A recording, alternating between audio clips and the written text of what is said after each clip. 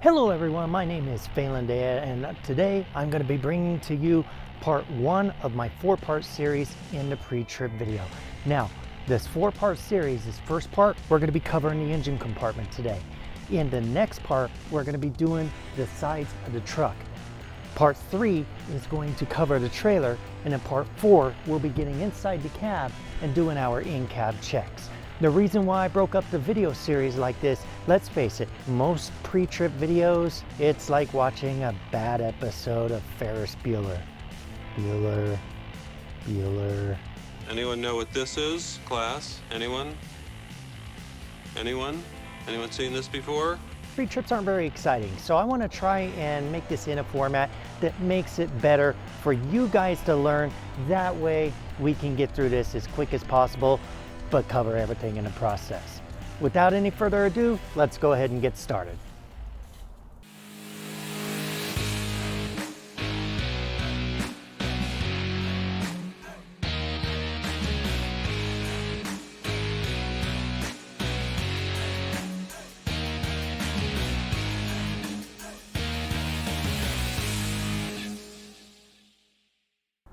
The first part of the pre-trip process is the approach of the vehicle.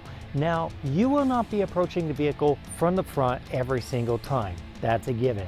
However, most of the time, you will be seeing your tractor from the front as you're approaching it. Namely because of the usual way we park in parking spots at truck stops, shippers and receivers, the terminal, etc. The general consensus in training is you get trained to start with the front of the vehicle as you approach. Now, as I approach the vehicle, I'm looking for a number of things. One of the things I'm looking for is the general condition of the truck. Do I see any major damage to the hood, the roof, the visor? I'm looking at everything from top to bottom to see if there's any obvious damage to the vehicle. Also, as I'm approaching from the distance, I'm looking for the 3 L's. First L that I look for, because it's the easiest to look at from a distance, is lean. I'm looking for the vehicle to be leaning from one side to the other. Now in this video, it may look obvious to you that the vehicle is leaning to this side. Well, that's a given because I happen to be sitting on the side of a street and it's a little bit leaning to this side for the gutter. So I can account for that out of common sense. What I'm talking about with leans is anything out of the ordinary. Is there a major lean to one side or the other? Does the truck look cockeyed somehow? Maybe it's leaning toward this tire, it's a little bit forward and leaning to that direction. What can this be indicative of? There's a number of things that can cause leans, and if you're encountering unusual leans in your vehicle, you need to check for all of them to make sure that your vehicle is safe to drive. Suspension issues are one of the lean issues. This could be broken leaf springs. It could be bad shock absorbers. There's a number of things that could be wrong with the suspension system to cause your truck to lean. Let's say your suspension system is okay. What's another obvious factor that can cause leans? Tires. You want to check the tire pressure. Make sure that the tires have good pressure in them. If you have low tires, obviously that can cause a lean. Another factor that can cause leans, damage to the frame. Some sort of tweaking in the frame that may have happened during some prior incident. That can definitely cause the truck to lean, especially a tweak or a twist. And the last thing that can cause a lean, cargo. Yeah, it can happen. A shipper may or may not end up loading too much weight to one side or the other of your trailer. If they load a bunch of heavy pallets on one side and a bunch of light pallets on the other, or they just end up putting pallets down one side for some God forbidden reason, that's going to cause your whole truck to lean. That's also very dangerous. That can definitely cause a rollover. So if that is the case, you need to immediately have the shipper offload that cargo and restack it correctly. Do not leave the shipper with a lean. So anytime you get loaded, you also want to approach your vehicle and check for leans. Make sure that the shipper loaded your trailer properly. After I check for that first L, the leans, the next L I'm looking at, top to bottom, I'm going to look at the lights. That's the second L, is lights. I want to make sure that they are amber in color, they are not cracked, and that they are securely attached to the vehicle. I also want to make sure that my headlights are clean. This headlight is dirty. I'm going to have to clean it before I leave. We will go ahead and do that here in just a bit. This headlight, also dirty. Headlights, and preferably your clearance lights. The clearance lights look okay. The headlights I'm definitely going to have to clear off. You need to keep those clean. In the winter time, like it is now, it's very cold out here. When it starts getting a lot of snow and mud and slush on the road, it's hard to keep your headlights clean. But for safety, you need to keep them clean. After checking your lights, you also want to check underneath the vehicle. And this is also something that I was eyeballing as I'm approaching the vehicle, looking underneath. Leaks. That's your third L, leaks. You want to make sure that there's no coolant or oil spilling on the ground. Look for anything that might be dripping under there, but your two primary things that you're looking for as you approach the vehicle are the two primary things you're looking for as you're looking underneath the vehicle are oil and coolant. Okay, great. So now that we've checked the front of the vehicle, we've approached it, we checked for our lights, leans, and leaks, we need to start checking the engine compartment. The first thing I'm going to do before I even get in to pop the hood, I'm going to put my deer guard down. It is very important that you put the deer guard down if you have one. The reason being, you will damage your hood if you try to open it and forget to put your deer guard down first. Especially on these Volvos. These Volvos tend to have these plastic grills, and if you look at the width of it compared to the shape of the deer guard, if I tried to pull this hood down without opening this, I will probably crush or even crack and damage the grill. So you want to make sure that you put the deer guard down first. So we'll unhook the latches on either side. As I undo the second latch, I'm leaning against it to make sure it doesn't fall as I'm unlatching it. Okay, so now I've lowered the deer guard. Now I'm going to get in the truck. I'm going to reach under the steering column. If you are driving other brands of trucks, most likely you're going to have hood latches on either side at the rear of the fender. First thing I'm going to do, I'm going to put a leg, it doesn't matter which one, right-handed, left-handed, depends on how you are. I'm right-handed, so my right leg tends to go onto the support of the deer guard. My left leg not only stays on the ground, but it's going a bit outward. That way I have full stability when I'm opening the hood. I will lean forward, I will grab the handle. Do not grab the grill, do not grab the mirrors, don't try and lift it from the sides, don't grab any other part of the hood. This handle was put here for this purpose. So you will pull the handle and pull the hood open. When it gets to about a 45-degree angle, I feel the pressure go off my arm and the gravity starts to shift this way. That's my cue to bring this leg back. I'm going to put the leg behind me so that I still have straddled legs for stability. I'll put a hand here and let it slide. Do not just let the hood fly open. You will break the supports or the hydraulics if you do this. You do not want to do that. Just let it ease open. Now, in the case of these Volvo trucks, Volvos do not have locking hoods. So if it is very windy and the wind is blowing against the hood, either reposition your truck or don't get in it until the wind dies down. It is dangerous to be getting underneath the hood.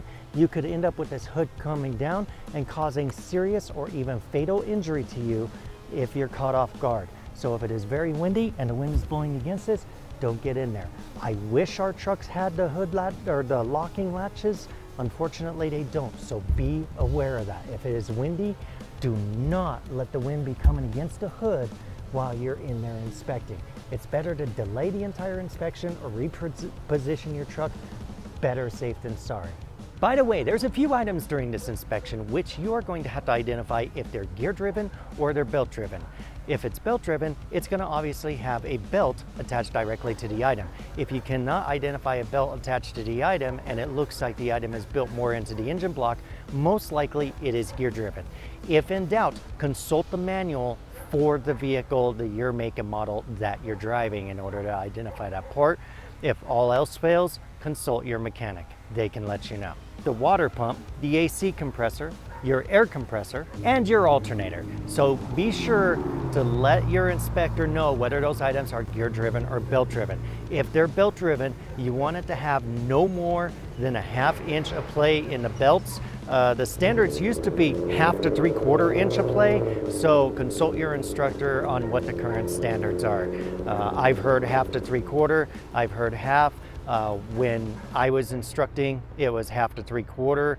From what I understand recently, it is now standardized down to just a 1/2 inch of play. So be sure you check with your state and your instructor on what the standards are for where you're testing.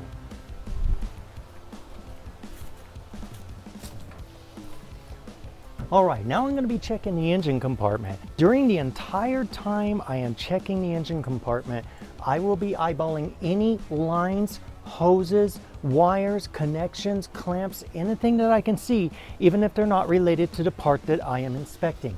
If, say I'm looking at the reservoir and this clamp here, I happen to notice it's loose.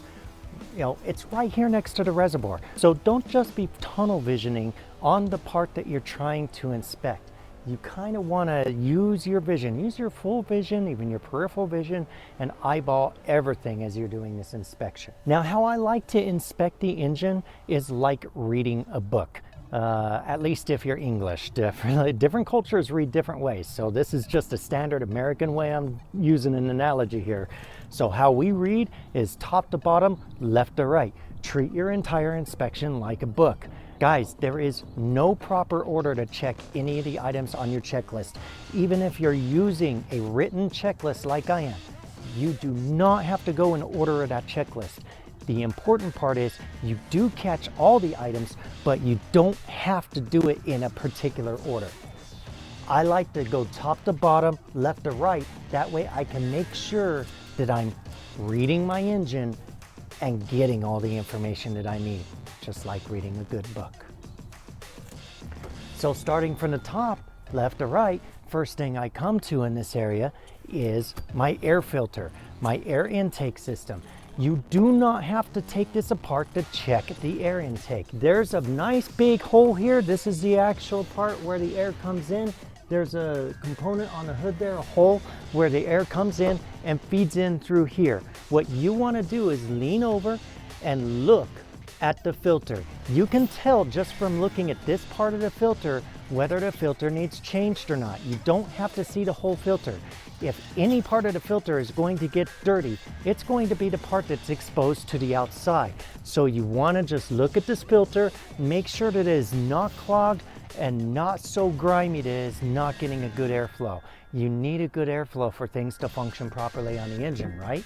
So make sure the filter is good and clean. Check these lines for the sensor, make sure that the sensor lines are good, there's no abrasions, no exposed wiring, and that the connections are tight.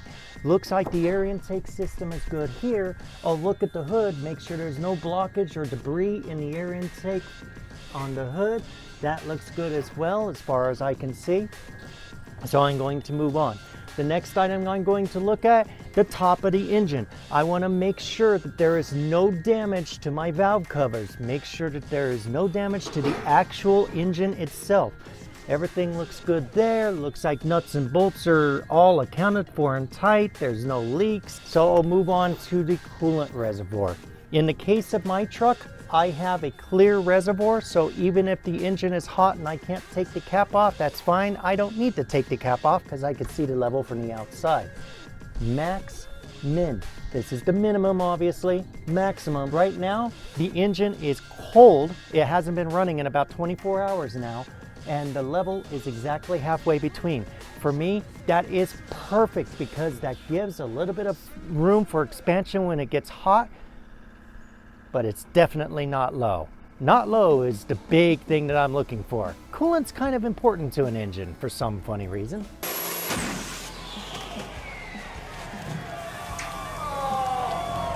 Some of these clear reservoirs sometimes get so dirty or so stained that it is hard to see the level even though it is a clear reservoir.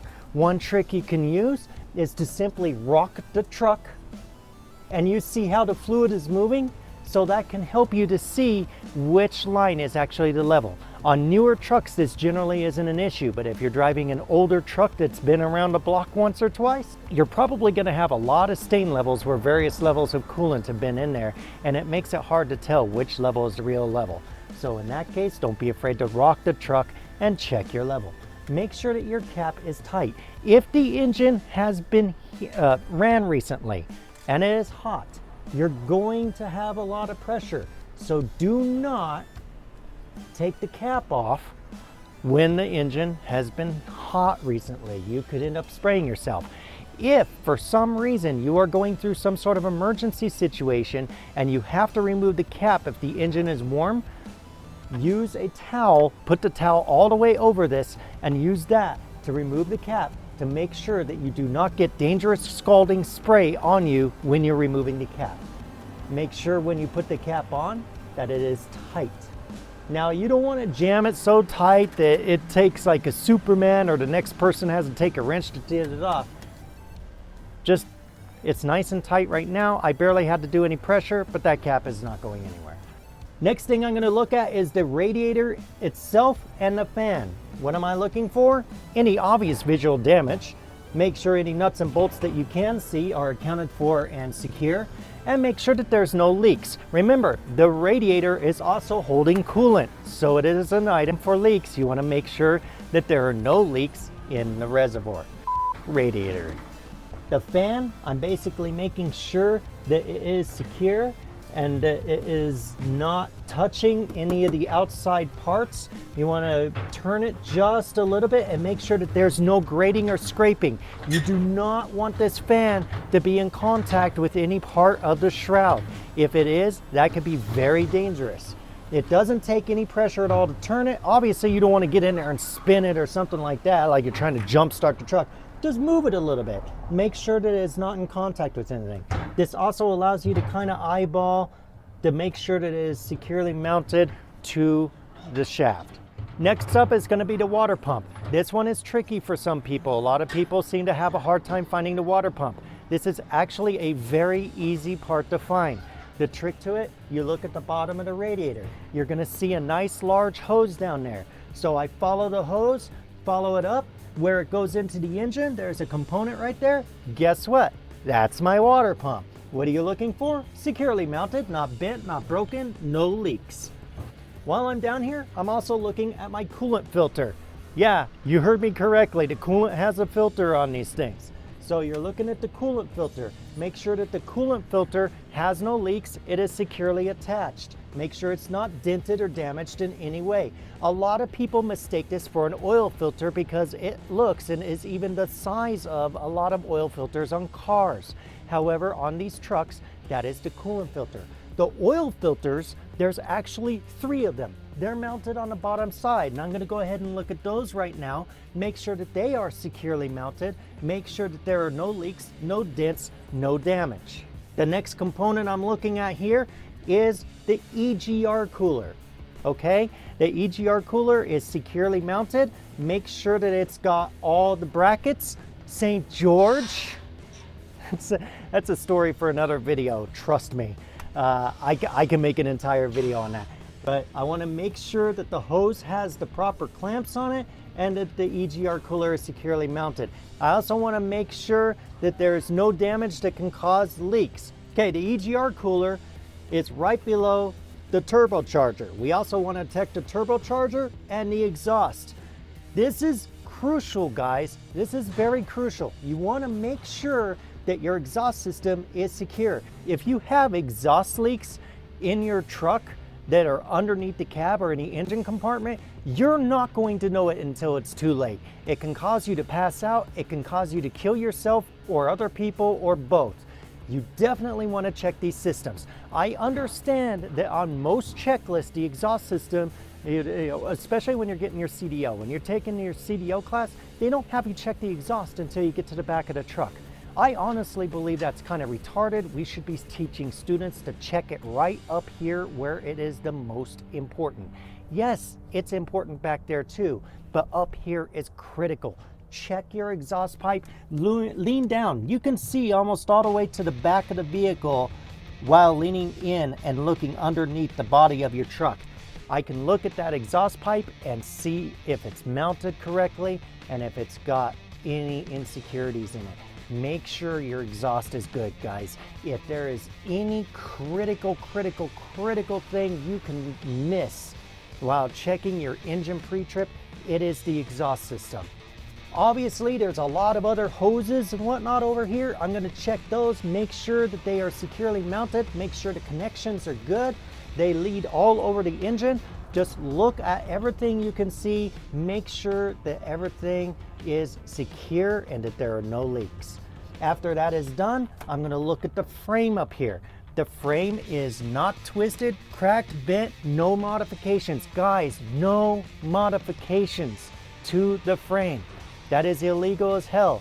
There are two main components on a truck you are absolutely not allowed to modify per the safety standards of our government. That is the frame and your rims. We'll get to the rims in a bit, but the frame cannot have any welds or non-factory modifications done to it at all. So make sure that your frame looks good and passes these checks. Make sure any hoses coming out of here are securely mounted. Make sure anything attached to the frame that you can see has all the nuts and bolts attached. Make sure there's no cracks. Make sure there's no tweaks in your frame. This brings us to the fuel filter. This is a bit dirty, so I'm going to use my glove and wipe it off. And what I'm looking for on the fuel filter, I want to make sure that the fuel level is not too high. It has an indicator on the glass letting you know that if your fuel gets to that level, the filter needs to be changed. We will be doing a video on how to do this. You can do this very easily in the field in under a few minutes time. It's actually very easy to do. So we'll do a video on that. But the main things you're looking for visually during the pre-trip inspection, you're making sure that the fuel filter is not clogged, your fuel level is not too high, there's no leaks, and that the entire assembly is securely mounted to the frame and not damaged in any way. And you want to make sure that the cap is present, accounted for, and secure on the top. Then we're going to go into the suspension system. I'm going to start with the spring mounts. Make sure that they are securely mounted to the frame of the vehicle. You want to make sure that they are holding the springs securely. Make sure that there's no missing nuts or bolts, no cracks, no damage. The leaf springs themselves, I want to look for any cracks or damage. Make sure that they are not scissored. Scissored means that they're like a pair of scissors. They're not aligned. You want to make sure that they are stacked exactly on top of each other and lined up. Make sure that they have the proper spring in them. You'll get used to it. I know it's hard to tell if you're a beginner to any of this, whether or not your springs are bent enough. But once you get to looking at your truck and you're used to what your truck is supposed to look like, you'll know where your springs are supposed to be so that you know they've been flattened out too much. If your springs are flattened out too much, they need to be replaced. If they're cracked in any way or damaged in any way, they need to be replaced. If one is missing, I'm going to take a wild guess that it needs to be replaced. So check all of this when you're looking at the leaf springs. And then I'm going to look down here at the U-bolts. I will use a mirror to do so.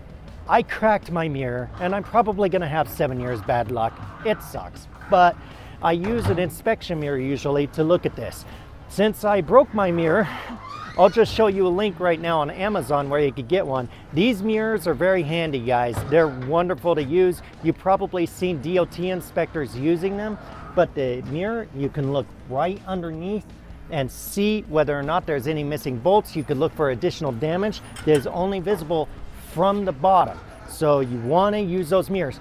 Don't be afraid to get extra tools to use to your advantage. This can be very helpful out in the field and make your job a lot easier and also make your truck a lot safer in the process. After looking upward at the U-bolts, we're going to move on to the shock absorber. I want to make sure that there's no dents, bends, or cracks in the shock absorber. There's no visible leaks. The bushings should not be rotted out. They should be present and accounted for. And any nuts or bolts that are holding the shock absorber are attached. Now in this case, I have this plastic fin, so for the lower half of the shock absorber, I'm looking down here and then I peek over to look at the top half of the shock absorber. For some reason, I've seen a lot of people kind of stop short like, well, I can't see the top half, so I'm moving on. You can see the top half. Just lean over here, look past these hoses right here, and you can see the entire shock absorber as well as the mount here at the top and the top bushings. There is no excuse for not being able to see your entire shock absorber during a pre-trip inspection on any given truck. I have yet to come across a truck where you can't see the whole thing. And the next thing I'm going to do is lean down and look at the tie rods. I may have to come over here and look down and across through the well. I want to make sure that it's securely fastened, that the castle nuts are accounted for, and that the cotter pins are in and securely attached. I also want to make sure that there's no damage or unusual bends to the tie rod. It needs to be there, guys. The tie rod is also one of those critical components a lot of people overlook. When I was in high school, I drove this old 1970 Jeep Wagoneer, and I had a tie rod go out on me in the middle of an intersection here in my hometown, and I lost control of the vehicle. Fortunately, neither myself nor anyone else was hurt, and I was coming from a dead stop at a four-way stop sign. It can be a lot worse if you're up at speed. What happens when a tie rod gives out, the tie rod is actually what turns your tires. If the tie rod falls off or gets damaged in any way, you can actually lose steering control. Now imagine a tie rod suddenly falling off if you're doing 70 miles an hour down a highway in an 80,000 pound semi. Things can get pretty bad, guys. You think a steer blowout's bad? Try losing a tie rod. All right, so now what I'm gonna do is I'm gonna lean in here and I'm gonna check my brake hoses. I wanna make sure that they are securely attached at both ends. Make sure that all clamps are in place. Make sure there's no abrasions, bulges, cuts, or leaks.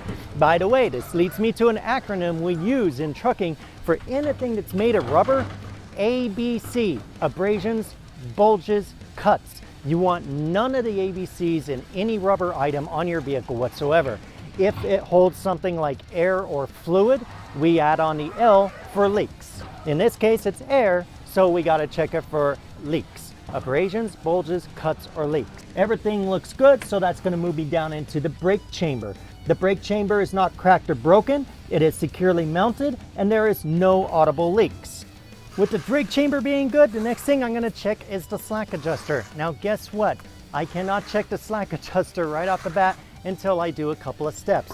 This is the part that gets a lot of new students and new drivers. During the pre-trip inspection for your CDL exam, you end up just pointing at the slack adjuster and push rod and saying, yep, all the parts are accounted for, it doesn't have any more than 1 inch of play, and the push rod's at a 90-degree angle. But you get a lot of students reach down here and they're grabbing it, can't move it at all. Even with my cat's paw, can't move it. The reason why, the brakes are applied. In order to actually do a slack adjuster test, you have to actually take the brakes off. Now, obviously you don't want to be working around a truck with no brakes, not without putting a couple of safety measures in place. In this case, I have the trailer in place and a chock. So I'm going to do 2 steps. The first thing I'm going to do is I'm going to make sure that the truck has enough air pressure. I'm sitting at about 125 PSI, so that's good enough air pressure. So I'm going to put the trailer brakes on because they were off before so that I can protect against freezing. And then I'm going to chock my tire. I always carry a tire chock with me. Tire is chocked. And I'm also assuring the 3rd step, I'm on flat ground. You do not want to ever do this on a hill. Do not ever try this on a hill whatsoever. Now I'm going to release my truck brakes. There's a warning on my dash screaming at me, set the parking brake. That is fine. That's a good alert. It's letting you know that the brake is off. I'm going to come over here. I'm going to use this tool, which you can also get on Amazon. It's a cat's paw. Now, there it is. I can move the slack adjuster, and it looks like it has no more than 1 inch of play to it. I can't move it any more than 1 inch. That is good. I'll go ahead and put the link to this up on for Amazon for this up. This is a pre-trip inspection tool. Wonderful item to have. It has a multitude of items in it. This little hole is to check windshield chips. If you have a windshield chip and any part of it is wider than this hole, it's illegal. But if you have a small chip and it's no larger than this hole, you're legal to drive.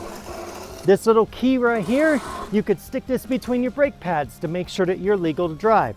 You have these little notches here to check your tread depth. The larger one is for the steer tires. We'll get that out momentarily. The smaller one is for drive and trailer tires.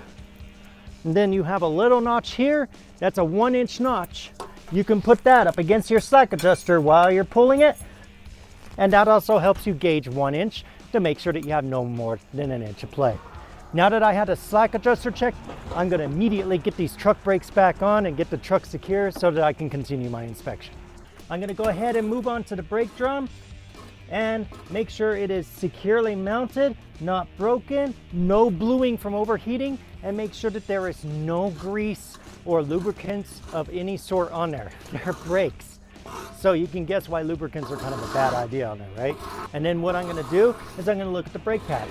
Now in the case of our trucks, we have dust covers that are covering the brake pads. However, there are holes where I can look in and I can see the thickness of my brake pads. I can also use my key and I'm going to stick it in the hole of the dust cover, and it fits because it is thick enough to show me my legal thickness of the brake pads. How thick do they have to be? A minimum, absolute minimum of 1/4 inch.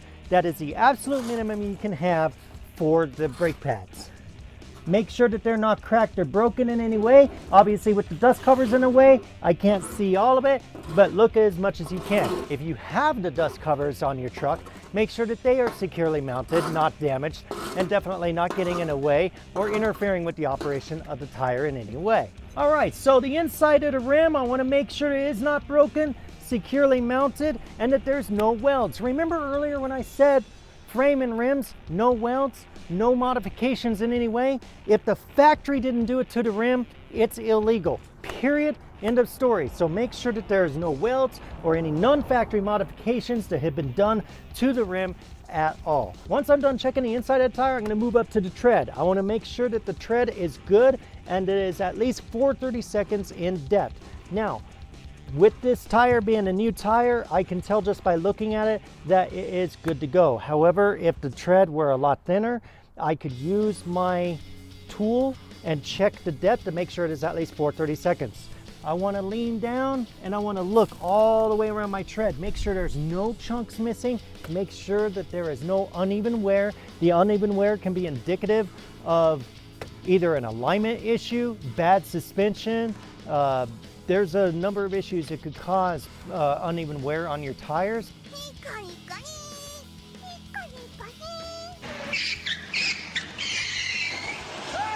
So if that is the case, don't just try and guess it yourself. Take it to your mechanic and get them to look at it. I'll look at the sidewall, make sure that it is good to go. No bulges here as well. Guys, again, bulge. I'm not talking about the roundness of the tire, which is perfectly natural. I'm talking about these bulges, which you see here in the pictures. You don't want these in your tire, guys, trust me. Especially the second picture here. Yeah, that's a little bit of a bulge, and that's a little bit unhealthy for your tires. Moving on to the rim, you want to make sure that the rim has no modifications, no welds, nothing of any sort that could have been indicative of a post-factory repair. If this rim is not as it came from the factory, it is illegal, it is not good to go. Tire pressure. I'm going to take a tire pressure gauge.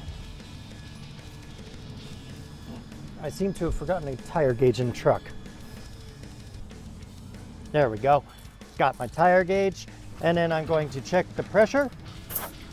100 PSI, that's right where I want it. Put the cap back on, make sure it is secure, make sure the valve stem is secure, make sure there's no breaks, and that there's no leaks. Moving on to the lug nuts, make sure they are all present and accounted for. Make sure there is no evidence of uneven wear in the lug nuts or the threads. Looking at this, you can tell if a lug nut's been loose at one time, and that can cause serious damage. If you see evidence of this, have your mechanic look at it ASAP. Then the hub oiler. We're gonna go ahead and take a look at it. It is clear, so I could see the level. If it was not clear, I could take this cap off, stick my finger in there, and if it goes up to my knuckle, then it's good to go. Bet you guys didn't know you were born with dipsticks on your hands, did you? Also, make sure that the cap is tight when you put it on there and you're checking for leaks. Now you're probably thinking, wow, there's a lot of oil on the outside here and residue. That is not a leak, that is perfectly normal. By leaks, you're looking for obvious actual leaks. They'll be coming over the metal here and down onto the rim. If you see that, that's no good and you need to get that looked at immediately. As long as the level is good and you have no actual flow leak coming out, you are good to go. All right, the next thing I'm gonna check is the level of my automatic transmission fluid. Now this is something that gets a lot of people because especially the Volvo trucks are really weird with this. There's no dipstick for the automatic transmission fluid, but it is required if you are a CDL student and you are taking your CDL exam and you're doing it in an automatic truck, then one of the steps on your pre-trip inspection, you do need to identify the fluid level of the automatic transmission fluid. So how do you do this if there's no dipstick? Well, in the case of this, which is a 2020 Volvo 860, I need to actually open up my side skirt, which can be very tricky, especially if you're holding a big clunky flashlight in your hand. There we go. Much easier when you actually don't have stuff in your hands. And I need to actually look through. There's this shroud right here, this fender, and then there's this edge right here, this piece of body. I'm gonna look between the two with a flashlight. You need a flashlight to do this. And if you look straight down, there is actually a looking glass where you can see the level of your automatic transmission fluid. That's why we need the flashlight, because it is very dark under there even on a nice sunny day like this. All right, so once I'm done checking that, I'll close my side skirt, which is just as tricky as opening it sometimes, and we'll move on. Okay, so one of the first things I'm gonna do, remember, I'm reading the engine like a book, right? Left to right, top to bottom. So left, I'm gonna actually look at the coolant reservoir from this side, because obviously from a different angle, I can see stuff that I can't see from the other side, right? Make sure that the cap on this end is securely attached. Make sure that there's no leaks, no damage to the coolant reservoir. Make sure that the pipes and hoses for the coolant are securely attached. All lines are good to go. You have some sensors mounted on here. Make sure that they're attached and that those lines are not damaged or frayed in any way with exposed wiring. Clamps are accounted for. Looking left or right, I'm gonna come to my firewall. There's a lot of lines on my firewall, guys. I wanna make sure that all these lines are secure and that there's no leaks. I wanna check my fuse box. I'm gonna open up my fuse box here. Make sure that all my fuses are accounted for. There's no damage to the entire structure. If you have a doubt about what fuses do, there's a chart here to help you. Obviously, there's some holes that are empty. Not all the holes have to be filled, but you will get used to your truck and what fuses you need and do not need, and learn to look for those as time goes on. After I'm done checking that, I'm gonna close the fuse box, make sure it is shut, not gonna fly open. Then obviously, reading like a book, I'm gonna come back over here, look at my radiator. The radiator has no damage to it, and the fan, I'm looking at it from this side. I'll also move it a little bit again just to double check and be sure. No damage, all the blades are accounted for. It's much easier to see from this side too, which is why I like to double check it over here. Make sure these hoses are attached and that the clamps are good and securely mounted. And that leads me right into the alternator right here. Make sure it is securely mounted, not bent, not broken, not cracked. Any wires on it are not frayed. They're securely attached to both ends. Over here is where I check the belts. On the other side, due to the arrangement of this engine, you can't do this really, not safely anyway. Over here is where I will check the belts, make sure that they have no more than 3/4 inch of play, make sure that they have no unnecessary wear, they're not damaged, they're obviously present, and make sure that they're good and tight on the pulleys. And again, no more than 1/2 to 3/4 inch of play. I think I mentioned it a second ago, but I just want to double check. That part is very important. You guys do need to know that. The AC compressor, I also want to make sure to identify whether it's belt driven or gear driven. It's belt driven. It's on the same belt as the alternator, so we already checked the belt on that, and it is good to go. Make sure it's securely mounted, no missing parts, the electrical connection is good, no frayed wiring, and no damage to the case. All right, so the oil, I want to check the oil level. I'm going to do this with a paper towel. I'm going to pull the stick. I'm not even going to bother with the level at this point. I just want to wipe it off and put it back in. The reason we do it this way is, remember earlier when I rocked the truck showing you guys how to check the coolant? If wind rocks your truck or your truck was running recently, your oil level will not be perfectly accurate. It could slosh all over the stick and give you an inaccurate reading. In this case, wow. I just added oil to this last week and it has already gone way down. That's indicative of an issue. So I'm going to write that up on my DVIR and I will let the mechanics know about it. It actually went to just above the minimum line. That's not good. You want to look at your dipstick and make sure that these notches here, there's 2 physical notches and some cross hatches. Anywhere in there is okay for the level, but considering last week I had the oil here and it went all the way down to here in 1 week, that's not good. That's an issue to look for. I'll let my mechanic know about that immediately. As a matter of fact, I'll put in a DVIR right after I'm done with shooting this shot. The other thing I'm looking for on the dipstick, by the way, is anything that might look like glitter.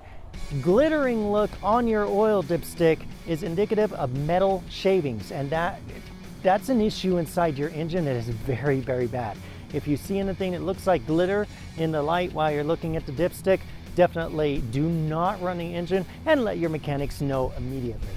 After that, we're going to move on to the oil cap. We need to make sure it is securely mounted, and this is also where you add the oil if you need to. Use a funnel so that you don't get a bunch of burn spill all over your thing. And then move on to the power steering reservoir. You want to make sure that the power steering reservoir is securely mounted, no damage, no leaks. Make sure that the caps are on tight. You'll take your dipstick and check the level and make sure that is good to go. Gonna wipe it, check it again. Same as the oil. If I've moved the vehicle in any way, I want to make sure that my levels are accurate when I check it. Power steering fluid looks good, so we're going to move on from there. On your air compressor, it's mounted right back here. You want to make sure that it is securely mounted, no leaks of oil or air. It does use both for the components because it's got gears in there. It uses the oil for the gears and it pumps the air into your system, so air. So you're actually looking for both on that. All right. Make sure it is securely mounted, no missing nuts or bolts, no damage, no leaks. Windshield washer fluid, there is no physical way on this particular truck to check the level of the windshield washer fluid. That's an unfortunate design with Volvo. I don't like it, but it's just how it is. On a lot of trucks, you'll have like a reservoir mounted just inside the firewall or something, and you can look visually to see where your fluid is. In this case, I will just take fluid and pour it in there real quick and make sure that it is full. I'll always top it off. When I get it topped off, then I know it's full. By the way, it is important to note that the battery is also a required part of the inspection. You need to make sure it's tied down and that the connections are secure. So why didn't I show that to you in this video? Because in the particular instance of most semi-trucks, it's not in the engine compartment, even though on most inspection lists it's listed as part of the engine inspection. However, it's under my side skirt along the side here. So we'll get to the batteries in the next video when we do our walk around of the side area of the truck. And that puts us into the steering shaft and U-joint. I want to make sure that it is not bent or broken. It is securely mounted, no excessive play. Make sure there's no debris or objects in the U-joint that can cause it to jam. Make sure that there's no missing parts from the U-joint. And that moves us down into the gearbox. The gearbox, we want to make sure it is securely mounted, no missing nuts or bolts, no leaks. There's hoses coming from it. Make sure the hoses are securely mounted at both ends, no leaks. Make sure that the clamps are present and accounted for and securely mounted, which brings us right down into the linkage. As a unit, I'm going to check the whole linkage. That consists of the pitman arm, the drag link, the upper and lower control arms, and the tie rod connections. Now, on this linkage, you're going to see a lot of these castle nuts. You want to make sure that the castle nuts are present and accounted for, and any cotter pins are in place. You want to make sure that there's no unusual bends or damage to any of your linkage, and make sure that all parts are accounted for. With that said, that brings us into the suspension, the brakes, and the tire. I'm not going to go through it again on this video to keep the video short, but suffice it to say, you check this side just like you check that side. You're going to look at your frame, you're going to look at your suspension, your springs, your brakes, you'll check your slack adjuster, and you'll check your tire. The good news is that brings us to the conclusion of this first video. That is the engine compartment. So what I'm going to do now is I'm going to gently close the hood. So I'm going to grab the hood, I'm going to push forward. When it gets to that 45-degree angle, I'm going to grab the handle right here. I'm going to put my leg onto the deer guard support, and I will let the hood down with a nice pop. I let it down with enough force to make sure that it latches, but I don't let it fall freely. If you let the hood close freely, you can and most likely will damage the components that hold the thing shut. You want to make sure you do not do that. Always have control over everything you do with this vehicle, right down to all the parts that you handle. Then I'm going to close and make sure that the deer guard is secure. And one thing I think I forgot to mention toward the beginning, you also want to make sure for legality purposes that your license plate is present and securely mounted as well. In the next video coming up next week, we'll go ahead and check the outside of the truck. That will be the side and the rear of the vehicle. In the week after that, we'll go ahead and cover the trailer, including a reefer inspection. And then our fourth week will conclude with the in-cab inspections. Guys, thank you so much for watching. This is Phelan Diaz signing off. You guys stay safe out there, and I'll see you next week.